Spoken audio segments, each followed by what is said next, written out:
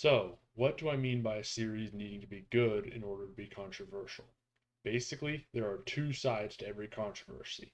Thus, there needs to be defenders of a show in order for a proper shitstorm to brew. If no one opposes a negative view of a series, then everyone will just move on after making their initial points, negative or positive. Without pushbacks, those views also don't become as developed. Having to defend a point means you need to do things like prepare evidence or just generally look more deeply into the source material. Looking at Redo of Healer first, the controversy has been relatively minimal because there are a bunch of more interesting things to argue about this season. Almost nobody is going to say that Redo is a good series.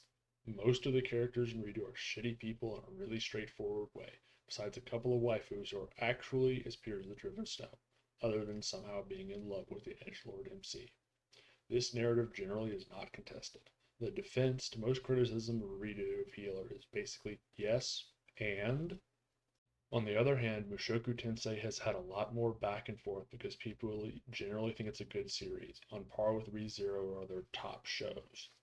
They're willing to argue the point on just how reprehensible Rudy is, or to say that the point of the series is that he and Paul get better over time, or to talk about how the depth and humanizing failings of the characters make them good characters, even if they're not good people, because they are far from perfect. Yelling at clouds has a limited potential for enjoyment or catharsis or whatnot. If the series doesn't have a vocal base of defenders, then there's no enemy. That's why there's still a cottage industry for hating Sword Art Online, because plenty of people still think that it's good, even if some people might argue that it's only because they're too new to know better, or some BS. There's no back and forth with shows that are simply bad or bland or popcorn shows that make no pretense of being anything else.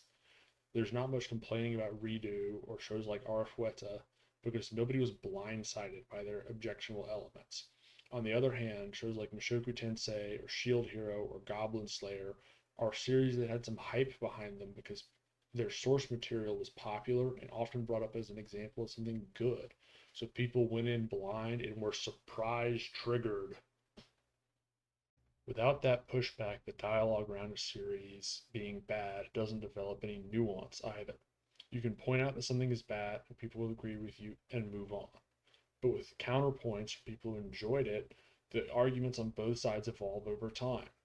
You can agree with somebody on a series' general quality, but disagree with their reasoning as to why or how it's good or bad. Without the time both people spend formulating these arguments, they can't have the more minor disagreements like that.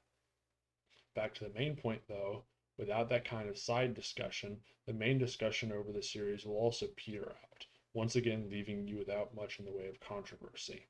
You can also see a similar effect, both negative and positive, with more objective things like animation quality. Look at X-Arm, for instance.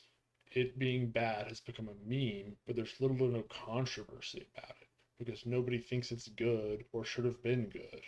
The source material is relatively unknown, so there aren't many readers to defend the source material, assuming it's better. To the extent that there's any interesting discussion about X-Arm, it's about dissecting how the creators fucked it up that badly, with the anime being more or less secondary to that. Compare that to the similarly bad 2016 adaptation of Berserk, a well-loved manga. People got mad about that anime because it was butchering a good series that people actually care about. But look at Arfueta. That's not exactly an all-time great light novel, so it being edgy and having bad CG didn't cause too much fuss past episode 1, and in fact, enough people liked it that it got a second season.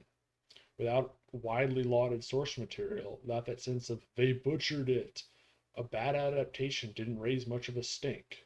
And on the flip side, excellent animation quality for series like Mushoku Tensei or Violet Evergarden keep discussion of those series alive. Just having more people talking about a series at all means there will be more back and forth about things that aren't widely agreed upon. And good aspects like art quality or world building or music can keep people talking in that way.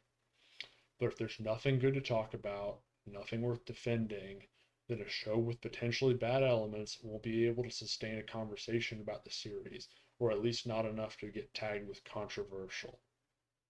That basically wraps up my main point. But at the risk of becoming a conspirto, I do have a bit of an addendum. It would not surprise me to find out that some of the controversy surrounding popular shows comes from the fans of other popular shows airing at the same time, attempting to tear down competition.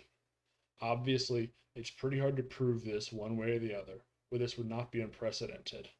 There's recently been some fandom drama between the fans of FMA and SNK over MAL scores, for instance, with people brigading other series to keep their series on top. I've made some cursory looks into this, but it's hard to rule out confirmation bias.